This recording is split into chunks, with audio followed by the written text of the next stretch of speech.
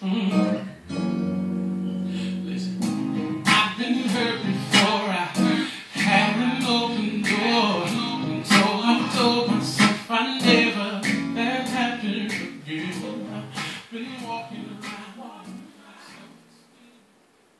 Hello, my name is Raquel, and this is Pages of Life. Today we're going to be talking about yet another sensitive topic. We're going to be talking about HIV in the African American community.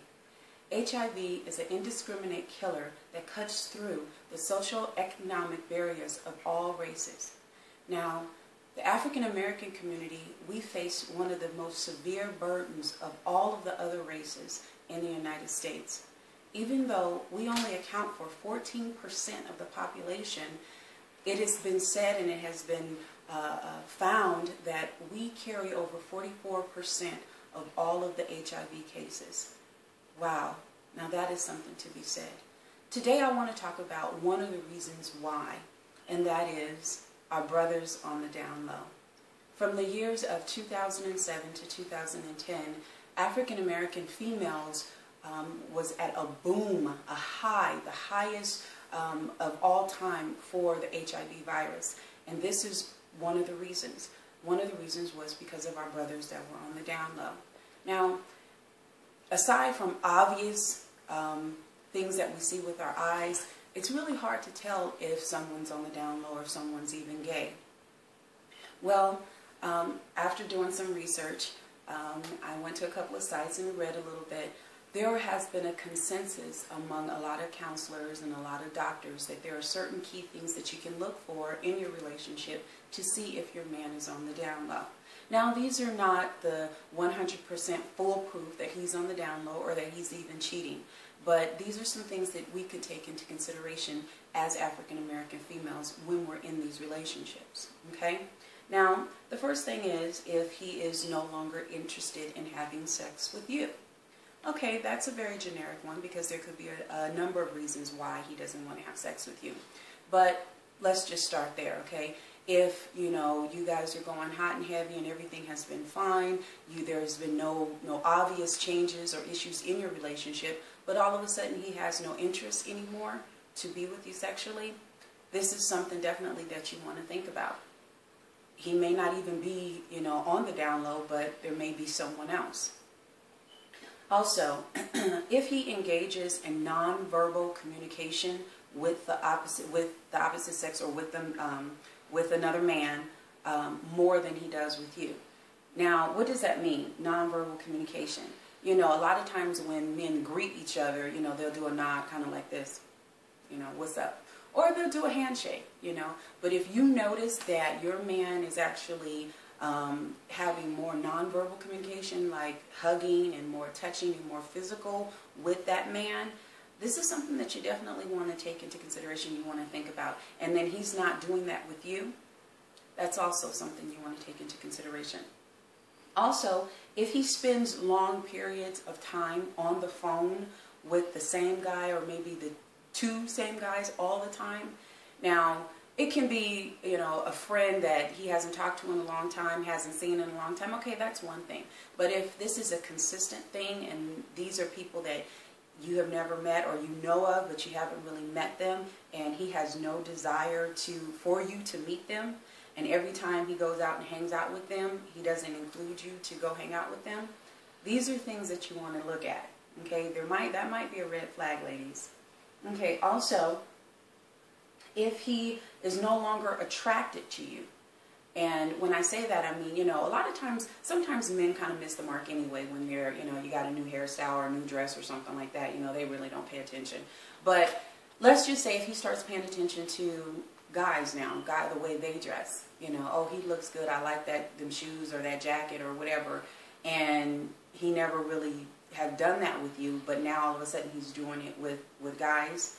Okay, that definitely can be a telltale sign.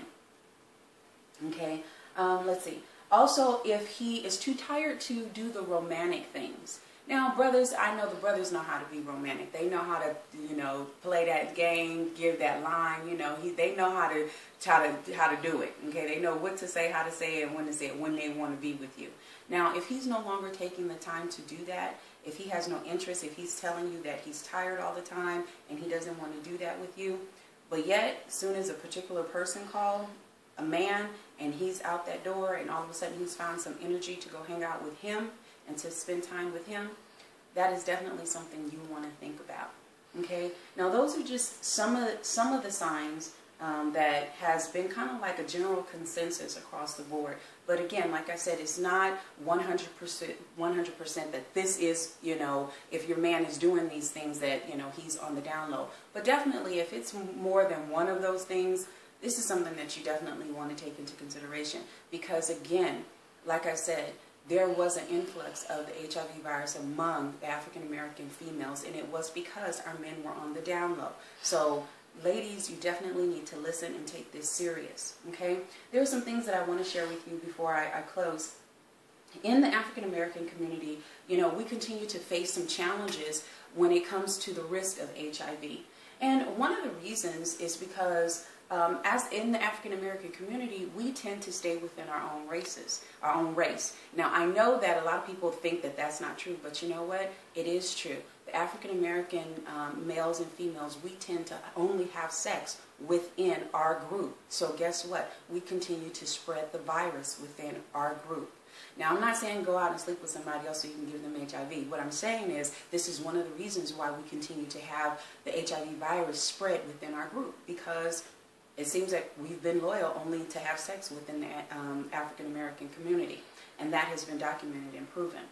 Okay, another reason is because of the socioeconomic issues that are associated with living in poverty, and there are a number of our African American households that are underprivileged and are living in poverty. So we don't receive the best medical attention. We don't actually seek out medical attention, and we have limited access to health care. We definitely do have limited access when we're in a poverty situation. So this gives us a higher risk for HIV. Okay. Another one is the lack of awareness, the lack of education. People, we need to educate ourselves about the HIV virus and what's going on and how to be prevented, take preventative measures with this. Okay. Also, there is a stigma. There's a stigma and a fear and a discrimination and, homophobia and a negative perception of the HIV testing. So we don't want to say, okay, yeah, I went and I got tested for AIDS today because we're afraid of what people are going to say. No, you need to get tested for the HIV virus, definitely. And another thing that I want to say to you is that one major reason that we are finding right now in the year of 2012 that the HIV virus is really continuing to spread is because of our young black men, our gay men that are promiscuous and not being responsible. So I want to say to you all, be responsible, have protected sex, get yourself tested. Definitely that's what you need to do. I want to leave with you this. You only have one life. You only have one life. Take care of yourself. Take care of your life. What you do affects the people around you. Okay? I know that we say that we're grown and we can do what we want to do, but we love you and we want the best for you. I leave you with this. What are you writing on the pages of other people's lives, and what are you allowing them to write on your pages? Be blessed and have a good one.